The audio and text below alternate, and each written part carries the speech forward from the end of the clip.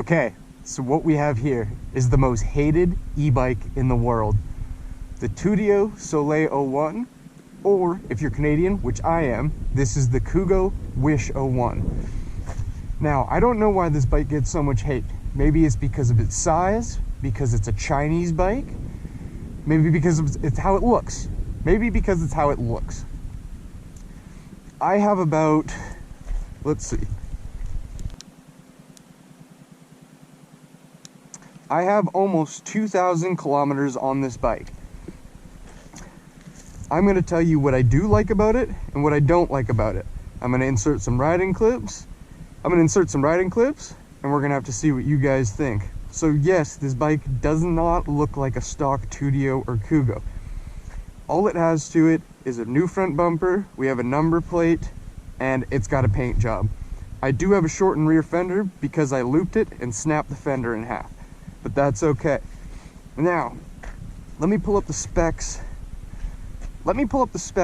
On this bike itself. So, what Google is telling me, this is the Kugo. It says this bike is a 3,000 watt peak, which, don't get me wrong, I believe the Tudio has a 2,000 watt peak. Correct me if I'm wrong, I could be wrong.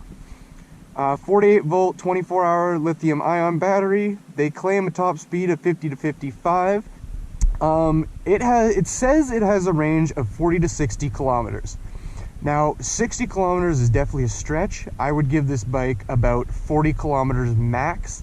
And at the end of the ride, you're going to be a bit more sluggish. Obviously, you're not pushing as many volts.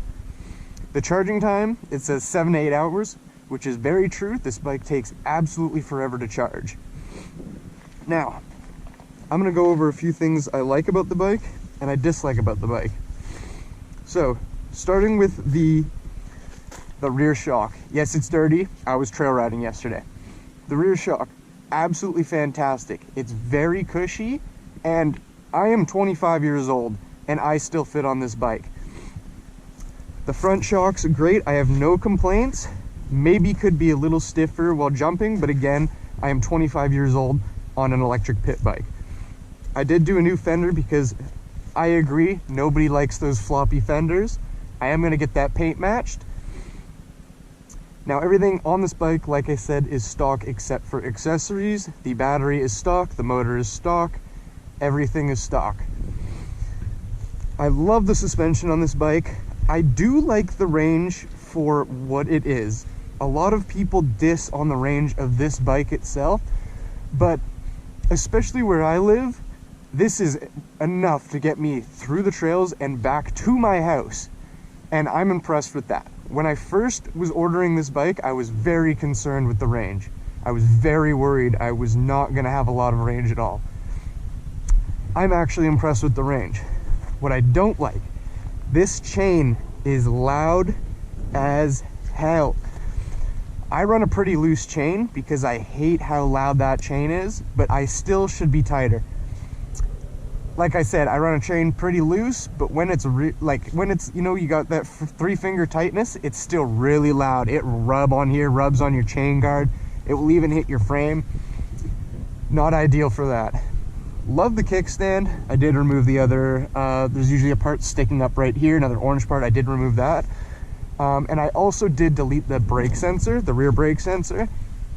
I put a zip tie over it, and I also flipped the switch so the brake sensor does not engage when I brake. So that is how I feel about the bike overall. And again, that is 2,000 kilometers in. Let's do a little rip up this here, and we will talk about more once we get up there. I'm gonna go a little slow up here. There's dogs, don't want to spook them.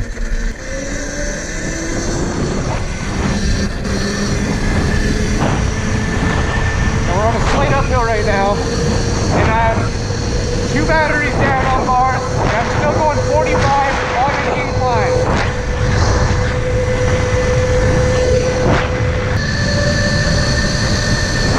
Going downhill.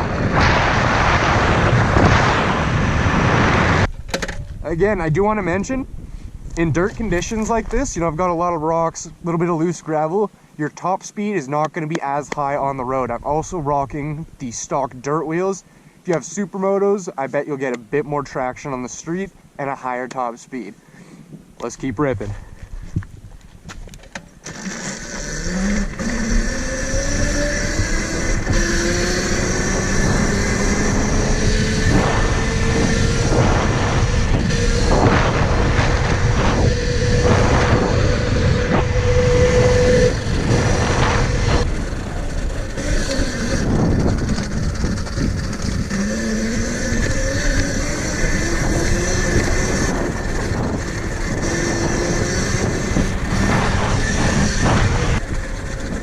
The only thing, I can't stand up fully comfortably on the pegs without my arms being a little short. I could use a bit higher bars, but that again, you can completely change.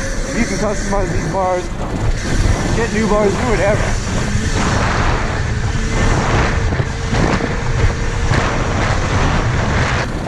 There we go, we got a little couple jumps here.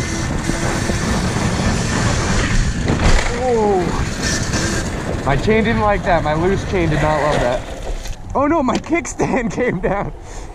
My kickstand came down. Okay, that one was not on me.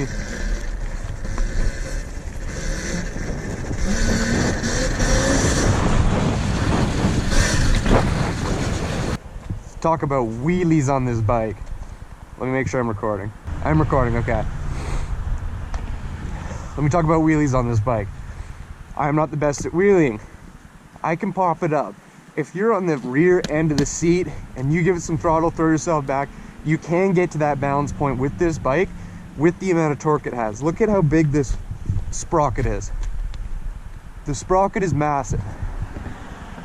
That sprocket makes up for a lot of lost power in this bike. You can definitely, if you're skilled enough, especially on supermotos, this is a perfect starter wheelie bike. Now, if I were to buy this bike again, would I? 100% yes, I would. But for what I want, I would like something a little bit bigger. I would like something a little bit bigger, but that's because I'm tall. This has been the perfect starter bike for me. I absolutely love it, and I'm going to keep this bike and I'm continue to do videos with it because it is an amazing bike. But if I had a bit more money, I would have definitely started with probably a Talaria XXX or maybe even an RTR. But for the price of this, you just can't beat it. I think it's about $1,300 US, and Canadian, I think it comes up to like $2,000, I want to say. A lot more expensive in Canada, but you know, that's how it goes. And I've seen people upgrade them. Obviously, you can get a bigger battery, you can get a bigger motor. The frame, I love the frame. Honestly, I love the geometry of the frame. I love how it looks.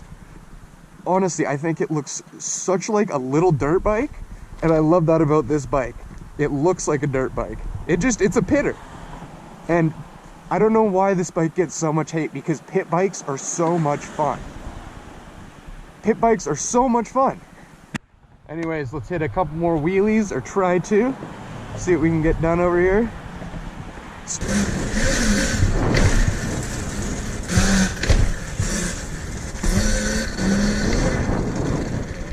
See, like, the bike does have enough. I'm just not that great at wheelies yet.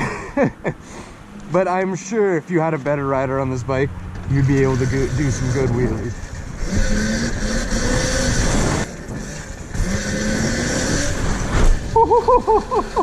I can't lie, the balance point isn't great on this bike. It might be just me. Okay, it might be just me.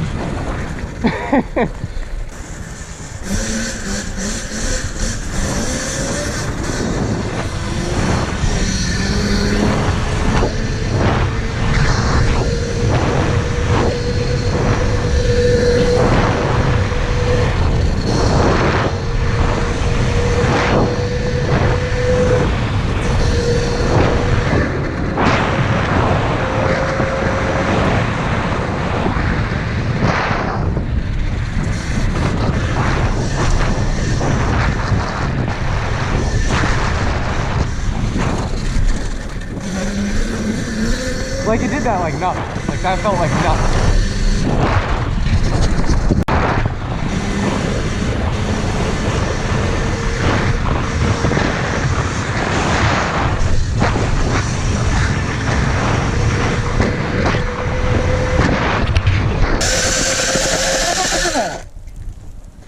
into getting an E-Moto, but you're on a budget. What do you want to get? Do you want to get an RTR? Do you want to get a Tudio? Do you want to get a Kugo? Or do you want to build a Razor? It's all up to preference for me. But all I can say, for the price of this bike, I have not had more fun on anything in a long time than ripping this around. I would suggest this to anybody, probably under the age of, I don't want to say like even 24. It's 24, 25, and I'm still having fun on this bike. And it's carrying my weight around very well. I still feel free and floaty on the bike. I don't feel weighed down. If you can afford this bike and you're looking into getting into e-motoing, dirt biking, whatever, I think this is a really good budget first pick for someone that wants to get into this type of thing. I love this bike and I would suggest it to other people. Alright, I'm gonna add a few more clips of trail riding, maybe a little bit of street riding.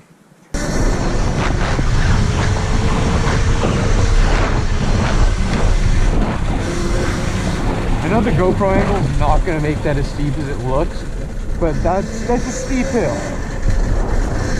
I didn't feel much resistance from the bike whatsoever.